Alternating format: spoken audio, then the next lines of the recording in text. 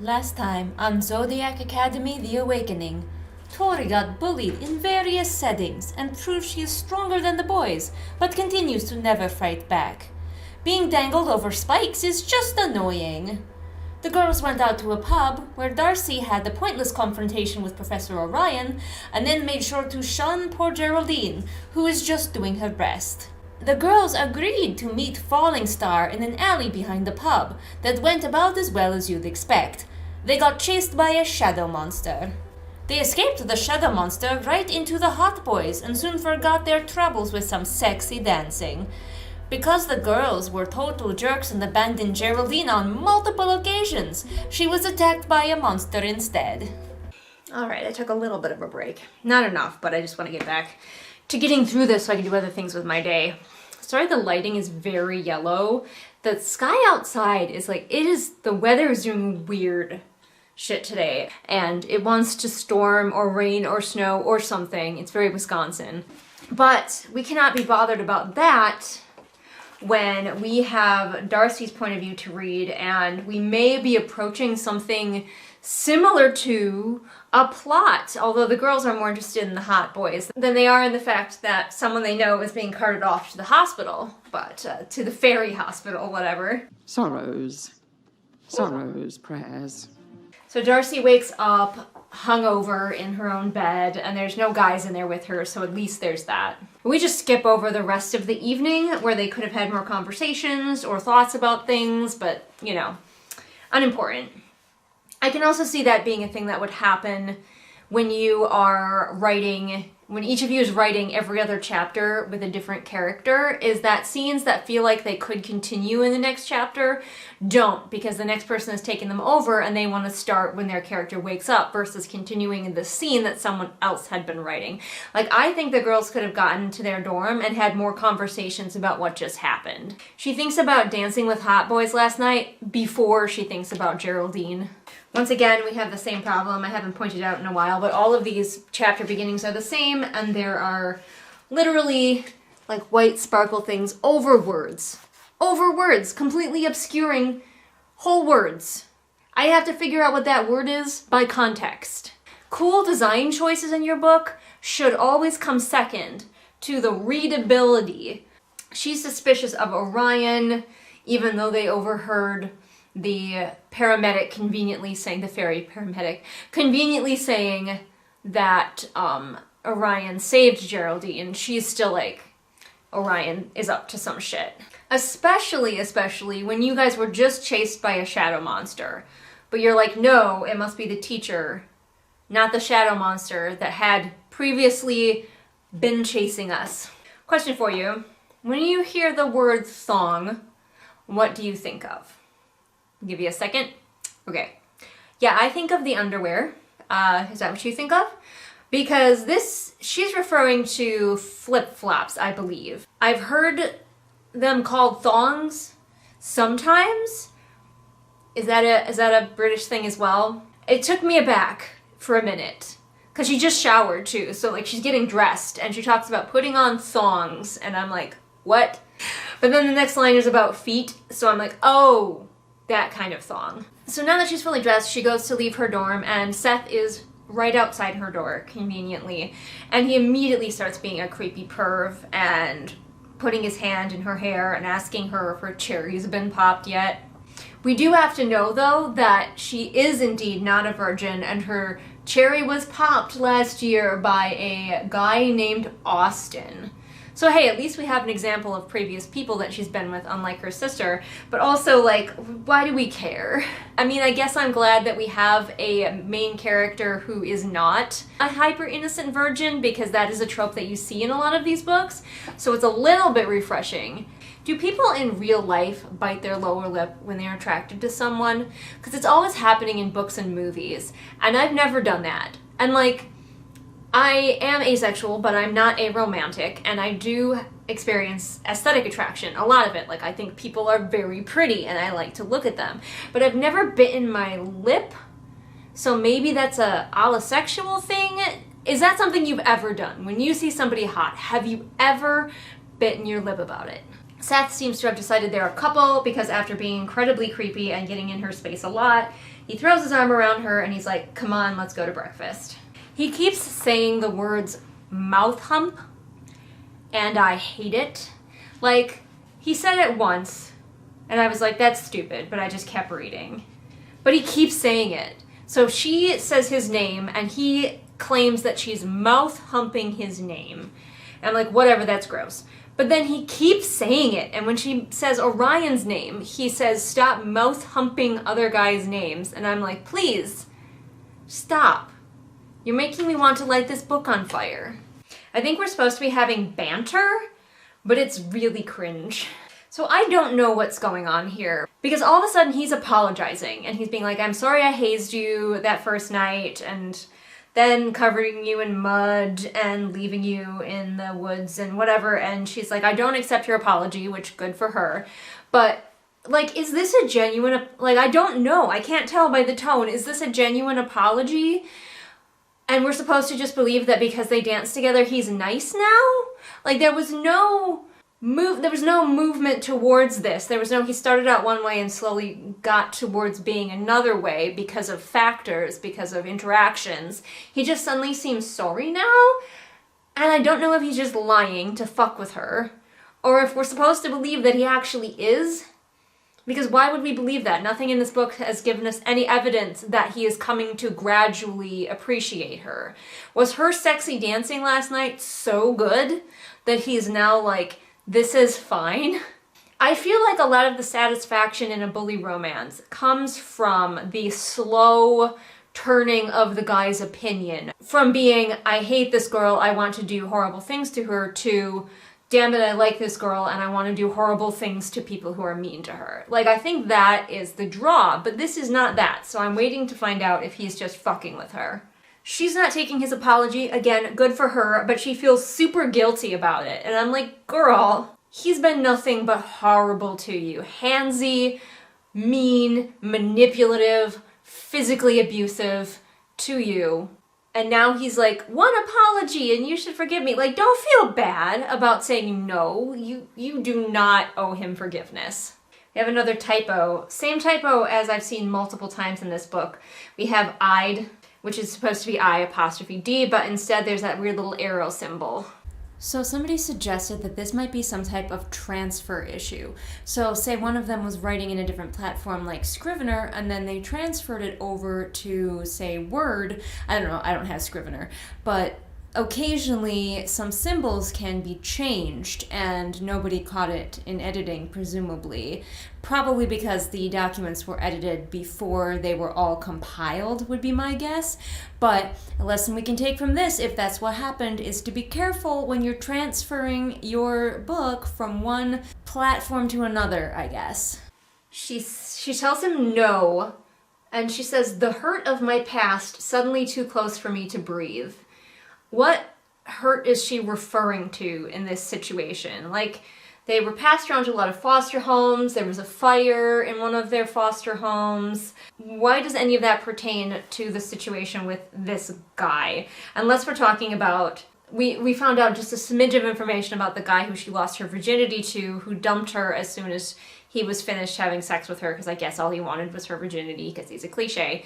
But whatever, are we supposed to believe that she is like not wanting to trust this werewolf guy because this character who we only just heard of for one paragraph, that was such a damaging moment to her psyche that she now can't trust this werewolf guy, even though she has plenty of perfectly good reasons not to trust him. But he weasels his way, I'm so mad about this, he weasels his way around to getting her to actually be okay with him and to like forgive him, or say she forgives him, by just like not letting her leave and continually just like getting in her way and giving her sad puppy dog eyes until she feels so guilty that she's like, fine. Ma'am! But they spot Diego and Seth retreats, and Diego, in case you forgot that he is Latino, says, Dios mío! Dear white people, please, you must stop. Everything world building in this book is so unimportant, it's just like thrown in there. Like apparently she had a cardinal magic class where she learned that fae heal quicker than mortals. Could we have been in that class? Could we learn about this magic world? No, of course not. We just have to be told, oh yeah, they've totally been practicing this skill the entire time. Oh yeah, she had a class that totally explained this thing to her. Like, no, we are way more focused on hot boys. Honestly, like, the fact that these girls are from the human world matters so little, and this world is so much like the human world except for some weird magic elements. Why are they from the outside world? And we have to have the long lost princesses thing, I guess, whatever, but couldn't they just be like superpowered people from this world so that we don't have to wonder why they never ask about anything, how they're just so chill with everything? Because it does, like, the fact that they are from the outside world does not matter. These girls are they have completely assimilated into this world and the goings on in like weeks, 2 weeks, or something like that. Maybe make them come from really humble beginnings. Maybe they're foster children in this world. They're criminals in this world too, in Fairy Chicago, but everyone assumes that they're not going to amount to anything. And then they go to the choosing ceremony and they have all of the elements and everyone's like, well, crap. And then maybe we find out that they are long lost princesses if you really want to do that. Or maybe you change it so in their culture, the people with the most elements are just in charge automatically. And so like they're stepping up to take power even though they don't want to because of that. Like, I don't know. So the girls are very hungover and we keep hitting that really hard, but like last night they did not seem very intoxicated at all. And I just don't think it mattered. Like, I was waiting to find out that it was something to do with their fey blood, but no, we just needed them to be drunk so they can be hungover today, I guess. The girls get to the orb and they want to ask somebody about Geraldine, and they decide they should ask a teacher. The only teacher around is Professor Washer. Every time I read that name, it's the dumbest thing I've ever read in my life. But they decide that they're going to risk asking him rather than looking for a different teacher, even though he will be creepy. So the teacher is indeed incredibly creepy. They're very concentrated because it's a short conversation. But they find out that Geraldine is actually in the school infirmary, which is called Uranus. And I think it's just called that because he can then make a creepy joke. Then Kylie shows up, the hot blonde stereotype shows up, and she's like, explain this! And of course she shows them video of the girls horny dancing with the boys last night, because that is the most important plot point. Both of these girls are really mad at Tori and Darcy, but, like, where were they while their boyfriends were out partying? Like, not to be accusatory, I'm just curious, like, legitimately curious, what were they doing last night while their boyfriends were out partying? I would assume that these girls would want to be out partying as well. Darcy gets slapped by the girlfriend, magical slap, so it's extra painful. There's a distraction and the girls get away. The girls run away from the orb and they're like laughing and joyous, so I guess their hangovers are cured. Also, if I was rewriting this book, I would ditch the girlfriends. I would not have the hot boys have superfluous hot girlfriends to be catty and bitchy. Like, I know that that is part of the allure of a book like this, is that you have competition for the hot boys, that the hot boys choose you over their girlfriend. But if we were trying to make this book into something that wasn't just that, the girlfriends honestly serve nothing. They find one of the healers in the infirmary and they're like, hey, where's Geraldine and what happened to her? And of course the healer is like, I can't tell you because confidentiality, even though like everything in this school, the school has no rules and students are allowed to attack each other on the regular, but apparently this one person has some kind of morals going on. They also have an FIB, the Fae Investigation Bureau. It's so dumb. But they get in to visit Geraldine, who upon seeing them says, gambling gooseberries. That's her exclamation of surprise. And surprise, surprise, Geraldine was indeed attacked by the same shadow monster that had been chasing the girls. Not Orion. Unless I suppose it was Orion. We don't have any proof that he doesn't transform into a shadow monster, honestly, so it could have technically been him, just not the way the girls are thinking. She does remember that while she was being stabbed by the shadow monster, a very stabby shadow monster, that it smelled of cinnamon. So I imagine that's going to be a clue? A clue! And now that the girls have Geraldine's story, literally Geraldine has just finished telling her story. There's nothing in between, no narrative, no dialogue. Tori says, we'll leave you to rest, Geraldine. So they literally just came here to find out what happened to her and to fuck off. You know what, honestly, I'm going to give this main character behaving badly with no fallout. Even though this isn't quite the situation that this was meant for, I'm giving it to them because, like, they are being mean girls. The only fallout is to Geraldine, whom they clearly do not care about. Geraldine asks as they're fucking leaving her, "When I'm better, can we get breakfast together?" And the girls tell her it's a date, and I'm like, you are going to ditch her again. Like, that's a lie. That's a fucking lie because you're horrible people. Ah, the cinnamon thing was a clue, and it's paying off immediately. Orion smells like cinnamon. I did not remember that because I do not care what he smells like. I cannot tell you the depth of my not caring what he smells like. They're still certain that it's fucking Orion, though, even though she was like, I was attacked by a shadow monster very clearly. Orion and or Darius are the shadow monster that stabbed Geraldine. They're positive. They feel really good about this because cinnamon. So they're like, we have to confront them. Okay, if I hadn't crossed off why is it always the dumb bitches, I would be doing so now. But hey, at least we're getting some kind of action and plot besides just go to class, get bullied. Go over here, get bullied. Go over there, get bullied. She says, for the sake of Geraldine, I'd do it. You do not care about Geraldine. I do not buy for one single millisecond that you're doing this because you care about Geraldine. We get a time skip, and we're getting ready, we're getting primed to face Orion and confront him. Not a great plan. So we cut straight to her waiting outside his classroom, and he has just been off playing their universe's version of Quidditch, which I really thought we would have seen by now. Like, there was enough mentions of whatever this sport is that they play at the beginning of the book that I thought for sure these girls were going to end up going to a sporting event and admiring the hot boys playing sports.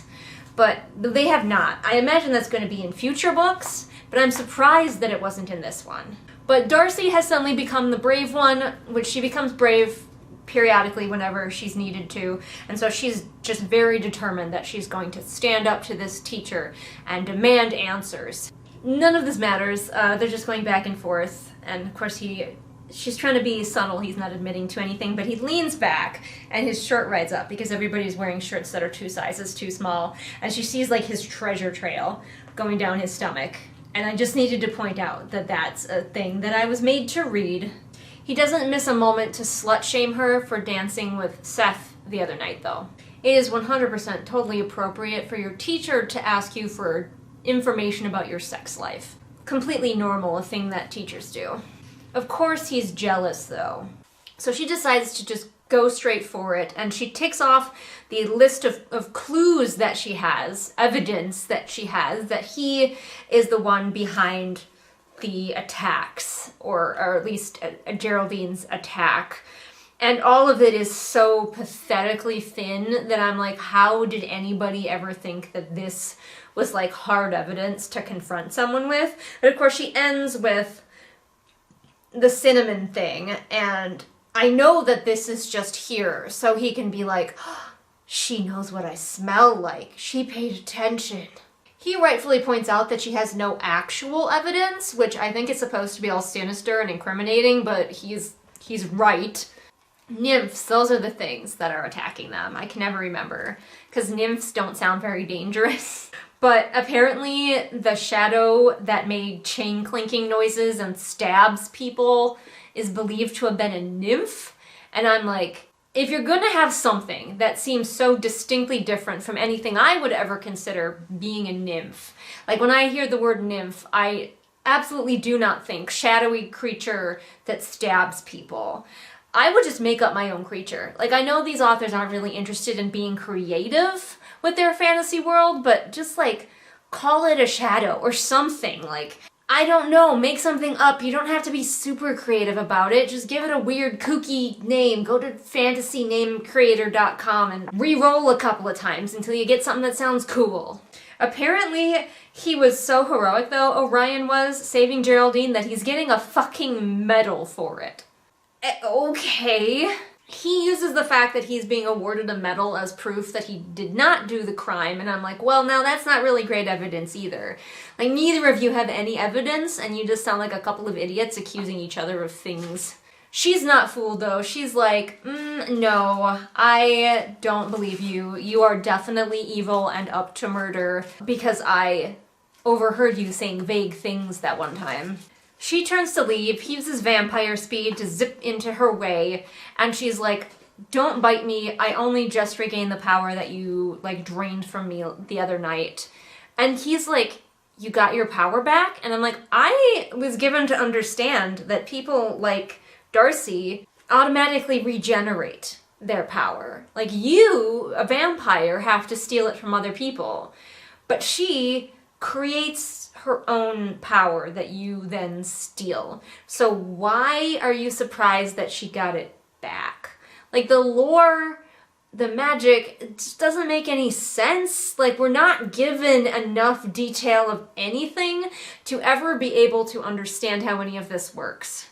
So he's like, stay for the lesson, even though you straight up just accused me of plotting murder and attempting murder. Stay for the lesson.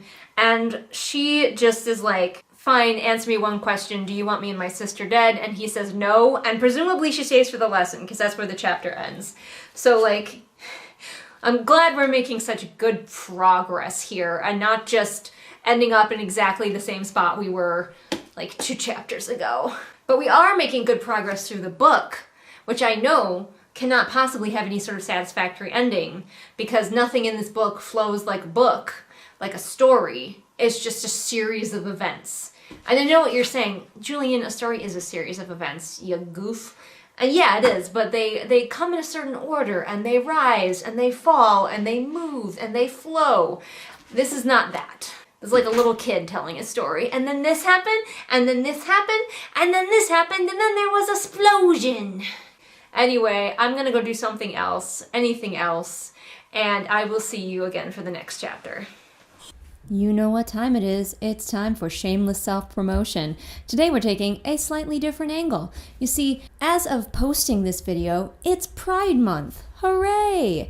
And are you an LGBTQ author who wants to get your book to a developmental editor, but you're worried about handing it to just anybody? What if you give your book to the wrong person? Well, good news. I happen to be an LGBTQIA+ developmental editor, so you know that your book will be safe with me. If you've got a queer book baby that's ready for somebody else's eyes on it, contact me on my Fiverr. Hey everyone, real quick before we get back to reading Zodiac Academy. Adventure of Mage is out! Hooray! Definitely by the time you see this it will have been out for a little while, but it's out! So if you want to read a fantasy book that at least I hope is good and has a plot besides Hot Boys, it definitely has a plot besides Hot Boys. So check out my book. I'll put it with the others. There we go. All my fantasy books together up there. Really do, I might have to move their display spot down to where my Redwall books are because really only fit 3 books comfortably up there. Anyway, it has been probably like 2 weeks since I read this book, but I also don't feel like I'll have any trouble getting back into it because it is not complicated. There's not a whole lot that I have to keep track of. So let's go. Chapter 17, we are with Tori. Apparently there's a dance this weekend. Were we told about that? I can't remember, and I don't care. But, like, we need a dance. We just had dancing in the club. We need another dance? The theme of the dance is fall, because, you know, autumn is coming, and no one has an ounce, a single shred of creativity in this world.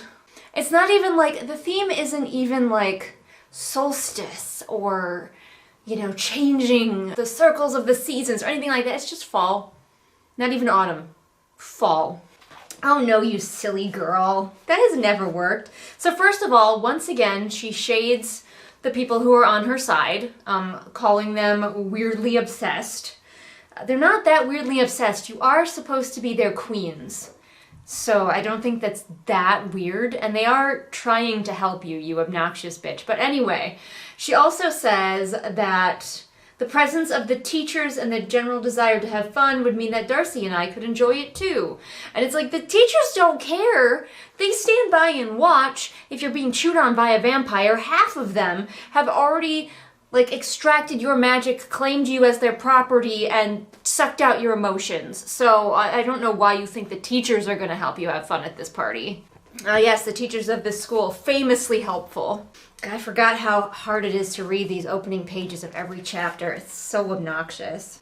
Oh, also, we have to get that she has new clothes. More new clothes for these girls. So apparently she's going to go meet with Darius to actually do one of those tutoring sessions that we heard about many chapters ago, and I thought we just forgot entirely because this book does that.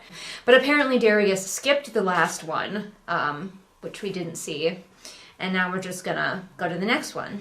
And of course she got blamed for him not being at the previous tutoring session because she didn't check in with him to arrange a better time. We cannot have a moment in this book where these girls are not being unfairly blamed or punished or otherwise screwed over. But she also of course thinks about how she remembers dancing with him and how sexy that was. What would they do to you if you miss another session? Because she's like, Professor Pyro made it clear that I am responsible for these sessions, so I can't miss another one. What would they actually do to you? Could it possibly be worse than anything that's happened to you so far? I don't think so. What are they gonna do to you? Oh no, kick you out of the school? Fucking bye, thank you. Thank you so much, I'm so glad to leave. That would be my response. Of course, they have to remind us that she really wants to learn magic because this book is just struggling to be like, these girls definitely want to stay here while every possible bad thing happens to them.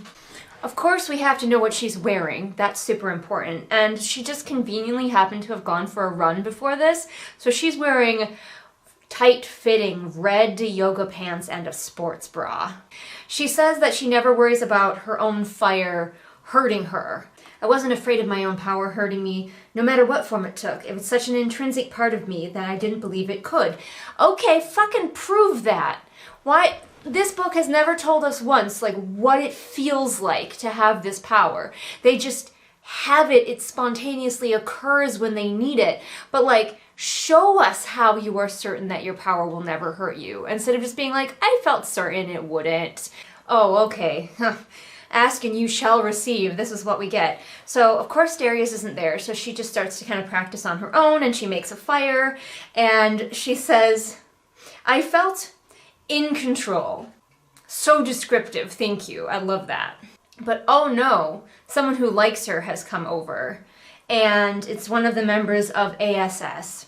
And he bows to her, and she absolutely loathes that. She's so humble, never bow to her. And she doesn't just go, oh hey, don't do that. She's like, I hate that, don't do that. And then he accidentally calls her the name that her parents gave her, and yeah, that's annoying. But again, she bites his fucking head off because she hates these people. He immediately apologizes. How dare he try to come be her friend and try to treat her like a queen, which she's going to be if she stays in this school. It's not like you're just going to get the money and run. You're going to be a queen. We all know this. She's like, why can't these people get it through their heads that we don't want to be treated like royalty? Because you flee from them at every opportunity and have not sat down and had a conversation with them about how you would like to be treated. Have you ever thought about that? You obnoxious asshole. So she has to gasp, oh, the horrors, have a conversation with this guy. She would much rather that Darius was here, mentally and probably physically abusing her, than have to talk to this guy who wants to be her friend. He asks her to the dance, and she doesn't just turn him down, she mocks him. He did not say anything insulting. He was just like, allow me to escort you to the dance, and she is going to tear him down. You could just say no. You could just say you aren't interested, but no. First she has to mock his appearance. He's too clean cut for her. She only likes a bad boy. She tells him to go date Geraldine instead. You two go be cringy together. I am above you in every way. Off you go. For somebody who doesn't want to be treated like a queen, she sure treats these people like peasants.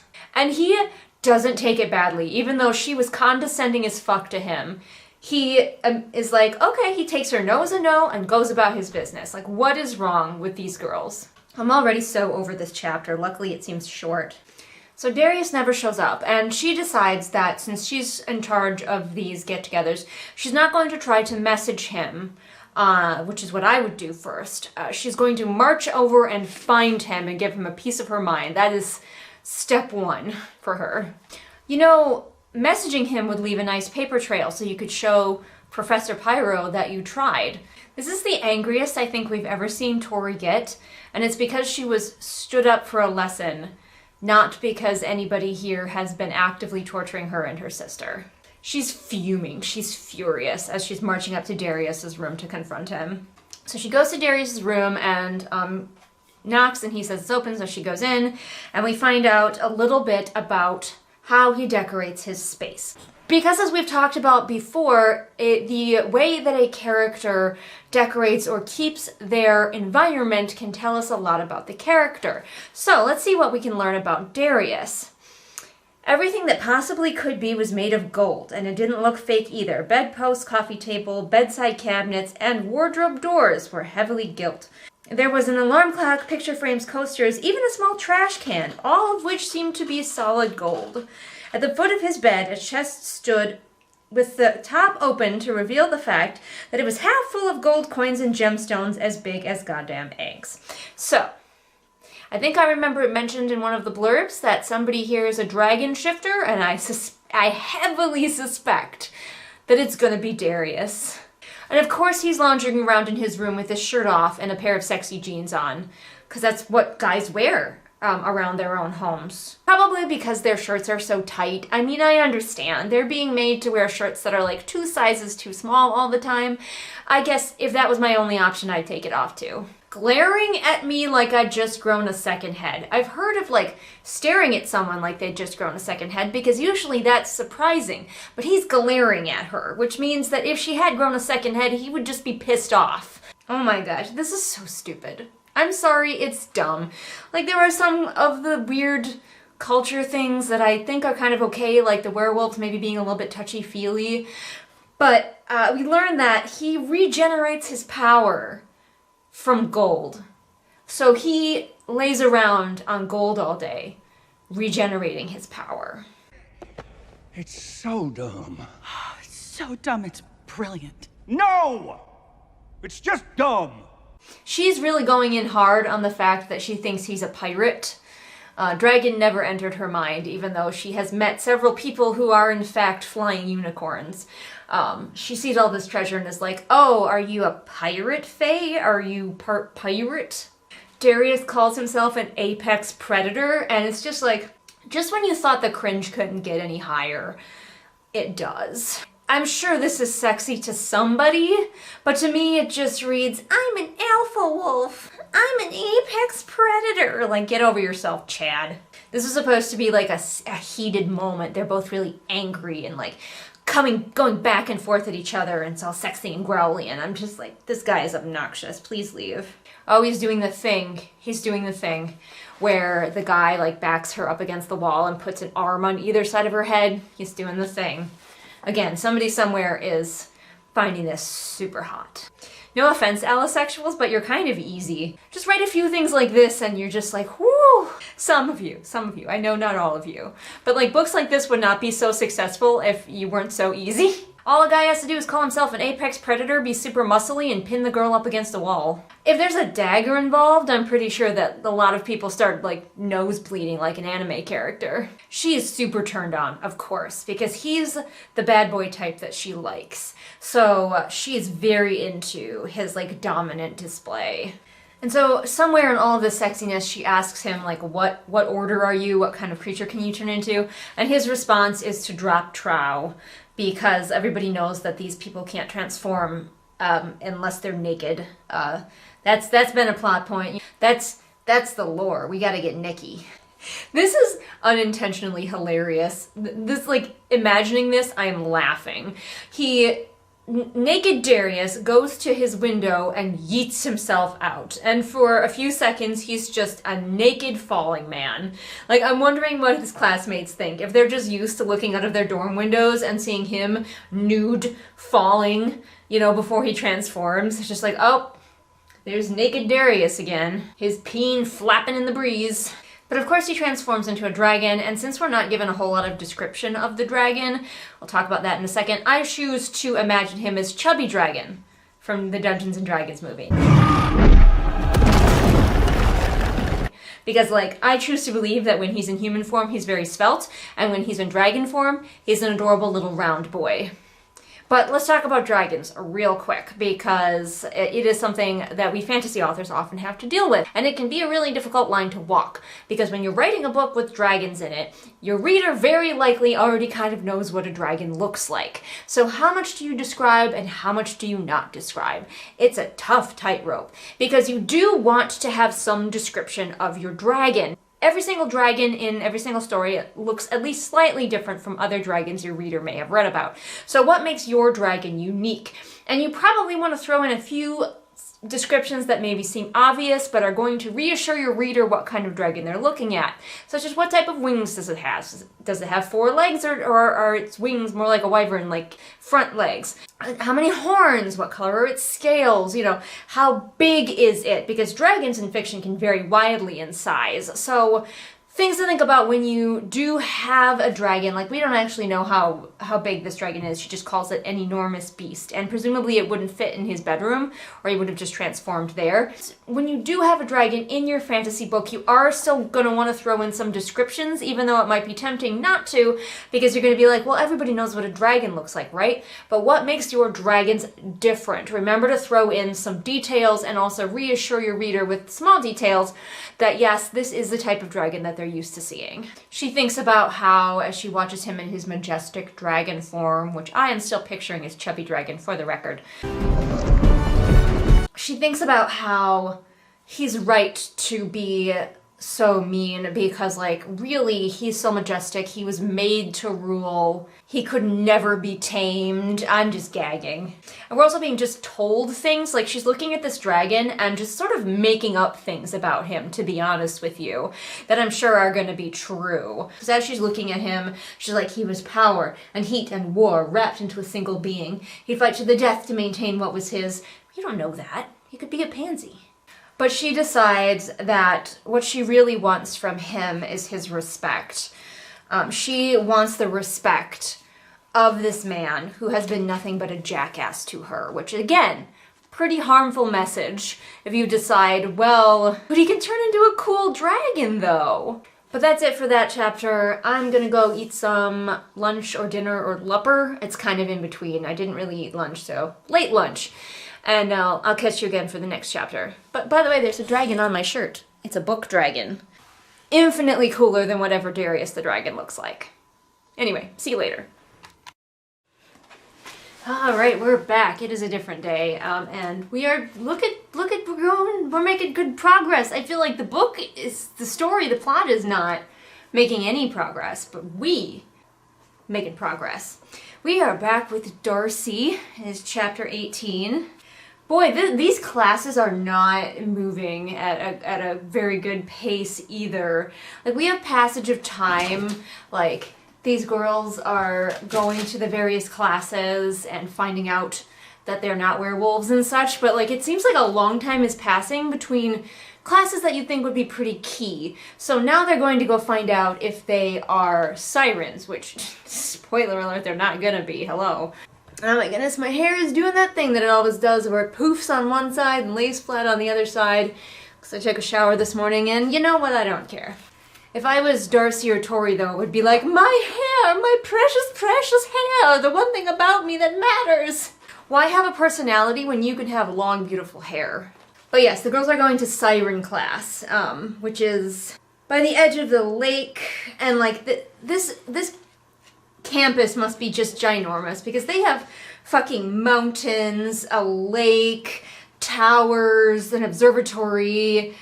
Just looking at this, it's like, obviously nothing is to scale, because how would any of this possibly fit anywhere? But like, this has got to cover like miles and miles, and yet these girls are walking to their classes. Now see if you can guess what this professor's name is going to be. To be clear, this class about water things separate from the water class that we've had previously. So this is not Professor Washer, who is in fact a siren. So you would think combine the classes, but no, this is different. So what do you think the name of the siren teacher is? I'll give you a second. If you guessed Undyne, you are correct. Also, we have had no inclination so far that sirens actually practically have anything to do with water. Like, we're given hints, like maybe they kind of can have scales sometimes, but like their power is not, they don't derive power from the water, they derive power from stealing people's emotions. So technically, why do they have to have anything to do with water at all? Aside from the fact that, you know, traditional mythical sirens were water people. That's something to think about when you're writing your fantasy world if you are borrowing elements from other fantasy things, which is likely that you will do because there's really nothing new under the sun. Think about whether the thing that you are borrowing actually makes sense in the world that you are building. Would it actually occur this way in your world? And if it doesn't, change it. They're mythical creatures. They're magical creatures. You can make stuff up. By the way, it's probably going to get kind of noisy in here because every time I come in to record, there were ferrets right over there and they start kicking up a fuss. Because they hear my voice and they're like, "What's up, Mom? We want to come out." One of the hot guys is here and he's wearing their classic, probably 2 sizes too small t-shirt so she can see all his muscles. Everything about him screamed alpha male. Alpha is capitalized, by the way, not male, just alpha. Screamed alpha male, and I couldn't help but appreciate his masculine shape for half a second. Oh my god, settle the fuck down. Max, the hot boy, says the F word, and the teacher takes points from Gryffindor, points from whatever house he's in, we don't care. But like, just to be clear, just to be absolutely clear, attacking other students, perfectly fine, no penalties whatsoever. Swearing in her class, that's points docked. Undyne, of course, calls them to the head of the class. The professor's like, think of a happy memory, because are we straight up stealing from Harry Potter again? Is this just the Boggart class 2.0, slightly reskinned? But yeah, she's like, think of a happy memory, and the girls do. So the girls get up there, they think of their happy memory, and suddenly they are swarmed in students because all of these students like want to eat their happiness. And as usual, whenever these girls encounter like adversity that they just have to bear, they're just like, that's fine. I tried to relax, knowing that this was just the way of the Siren Order. That's just how these people are. If they creep you out, you should just let them, because that's just how they are. Of course, the siren power isn't just to like absorb their emotions. The sirens also, for some reason, just like pull confessions out of people. So while she's remembering happy things, Darcy remembers when she was last with Professor Orion and he was so angry, but he's so hot when he's angry, which apparently counts as a happy memory. I feel like that maybe counts as a horny memory, but maybe it doesn't matter to the siren people. But of course, some of the sirens don't eat happiness because apparently different sirens feed on different kinds of emotions, which only exists because Max, the hot boy in this class, only feeds on fear. We wouldn't want him to ever be associated with such unmasculine emotions as happiness. She thinks of Professor Orion as Voldemort's younger, hotter cousin. Are we talking like old Voldemort with no nose? Because basically anyone could be hotter than him. So are we talking like Tom Riddle? Like, I don't want to try to dissect this. This is just such a weird thing to say. Somebody wrote this on a page and then left it there. So then everybody goes to the beach. By the way, Tori and Darcy are like, we're not sirens. And I'm like, yeah, no, shit, Sherlock, we never thought you were. But now everybody's going to the beach so they can transform. I didn't think the sirens did transform, but I guess maybe they do. And of course everybody's getting naked because, yeah, obviously. Also, when they transform, I thought maybe they would get, you know, fish fins, and that's why they had to get naked, but they just get scaly. It's described as looking like a wetsuit made out of scales. So you could wear like a loose-fitting shirt and pants over that. You don't need to be nude. Maybe they're just jealous because all of the other orders that transform get to get naked, and they're like, we're gonna too. In a normal book, this would be a plot point. She wonders why the heirs, you know, the hot guys, are so incredibly good looking. Like, why? Were their parents gods or something? And I'm like, in a normal book, this would be a hint. This would be a hint that something's going on with the guys, that their hotness is an illusion of some kind, that we should be suspicious. But in a book like this, it's just to remind us that these guys are just incredibly, impossibly gorgeous. The girls want to stay on shore, obviously, because one of them, I can't remember which, is afraid of water. But don't worry, Max the hot guy is staying on shore too because he wants to feed on them. And so he's just like, here, sit with me and tell me about your greatest fear. So Tori tells a story, it is Tori who's afraid of water, by the way, of one time when she was out with a boyfriend, he got really mad at her. Oh, they were on a trip to Wisconsin. Do people from Chicago, like, go to Wisconsin for fun? I didn't think that was a thing. I live in Wisconsin. There's nothing to do here except the Wisconsin Dells. Yeah, so, like, you don't day trip to Wisconsin, I don't feel like, unless you really need to see some cows. But they were coming back, and he swerved off of a bridge and dumped them into a lake. And immediately my thought is, it better be summer. The middle of summer. And even then, that water is going to be freezing. Because our water doesn't ever get warm. It gets, you can survive this temperatures. It doesn't get warm. So, like, yeah. There's no mention of the coldness of the water, so I'm gonna guess it was summer. But the boyfriend leaves her in the sinking car and fucking swims away, which is, you know, mad at him for. But I'm gonna be on, not on the boyfriend's side, but like, if you fall into a fucking body of water like a river or something like that, it does feel a little bit like it's every man for himself. Like, if you can swim free, swim free. Don't stick around to try to help your partner, because then you both drown. Maybe that makes me a terrible person. I'm not thinking about it like, what would I do logically? I'm thinking, what would I do emotionally in that terrifying moment where suddenly you're in the water. The cold water of Wisconsin. But yeah, she starts to sink, but then a farmer saw her and he like swam out and got her. Oh, we're gonna have the origin of Darcy's blue hair. Of course it's connected to a guy. Both of their stories are connected to a guy. Okay, I can make fun of this backstory because she is a fictional character and this backstory is dumb. It's dumb. I'm sorry. It is not compelling. I am laughing. So, you know, we've got Tori's backstory, which is, well, ridiculously over the top, very intense. And then we have Darcy, who dated a boy for a while, and then they had sex. She lost her virginity to him, consensually, and then he dumped her immediately. Like, he just wanted to have sex with her once, and that was it. And she was so damaged by this. Like, it's trying to play this as this like, pivotal emotional moment, and it's like, he just dumped you, like, calm down, everybody gets dumped. Everybody gets dumped. Sometimes everybody gets rejected, everybody gets their heart beaten down at some time or another.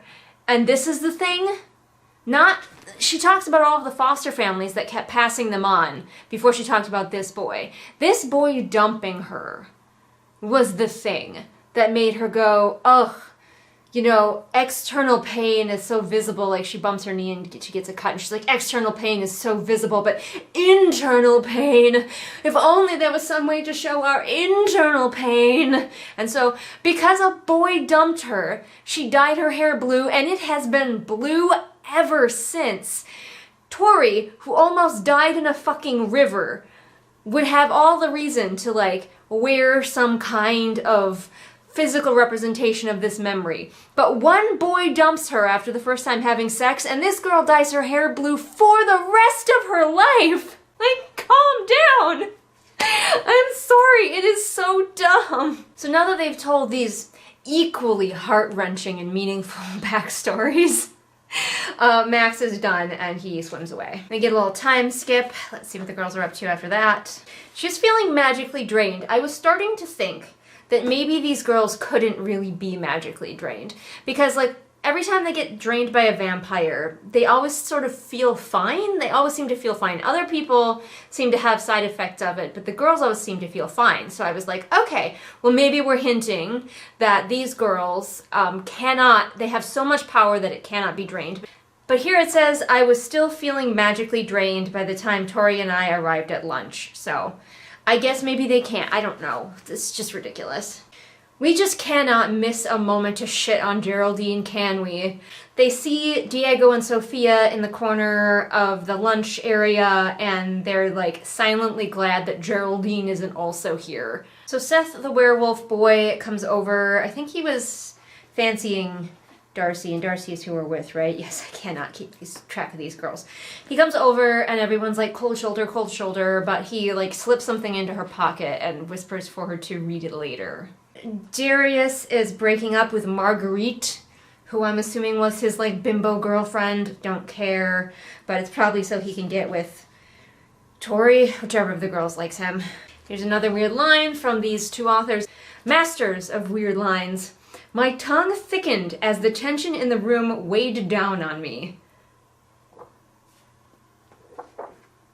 Also, I know that this is somebody else's like kink, I'm going to call it a kink for lack of a better term, where you watch the hot guy brutally destroy the self-esteem of his girlfriend because he prefers you.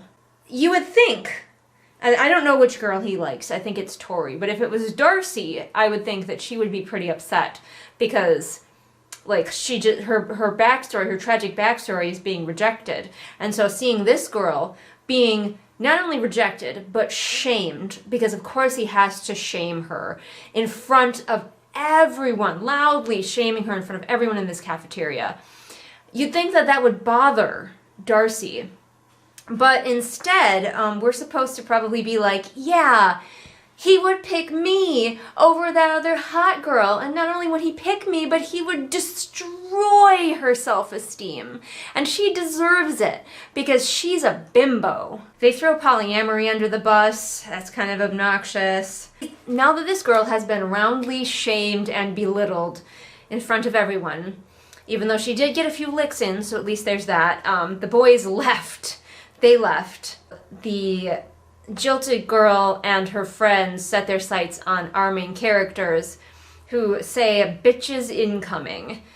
So absolutely no sympathy for the fact that this poor girl was just dragged horribly in front of the entire school.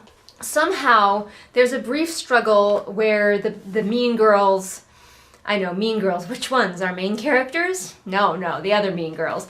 Cast a giant fireball at them, their table is overturned, there's chaos, and somehow, really have no idea how, Kylie, Seth's girlfriend, manages to get Seth's note out of Darcy's pocket. Magic? I don't know. I have no idea. But now she's got it, and she calls them sluts. And they throw the paper to the ground, and on it says, be my date to the dance. So we are like really hit with this like dichotomy of these guys where like they're being nice to our girls now, but they are actively cheating on their girlfriends and dragging those girlfriends when they break up with them in public. But we're supposed to be charmed because he wrote a note asking one of the main girls to the dance, and because the main girls are the most important people in the whole world, we don't care how these guys treat other women, or the fact that if they cheat and they treat other women like this, why wouldn't they cheat on you? Why would you ever want to be in a relationship with these guys? And that's how the chapter ends, and my goodness, that was some hot, steamy garbage for our entertainment. Now I'm gonna go edit a different video. I'll see you for the next chapter. A good boy, a bad boy, a good bad boy, a half good, half bad, half boy. Actually, I don't need any of that because I have patrons. Patrons like Valkyrie, Veda, Ingrid, Roma, Pansing Pony, Julius the Nice Dragon, Haley, Sam, Kiara, Kohikaro, Mooney, Maria, Kirsten, Bear, Jojo Bookish, Lauren, Robin, Ursula, Caitlin, KJ, Lafone, Amanda, Celia, Neon, NVM, Alyssa, Deborah, Afra, Melissa, Swamp Goblin Waifu, Sophia, Marween, Kit, Hidden Glade, Light Julie, Belle, Patrick, Anne Sophie, Callison, Ray, Shelby, Zaire, Jesper, Rennie, Scribbling Cat, Savvy, Jenny, Amanda, Lisa, and Sarah. With patrons like that, why would I need anything else?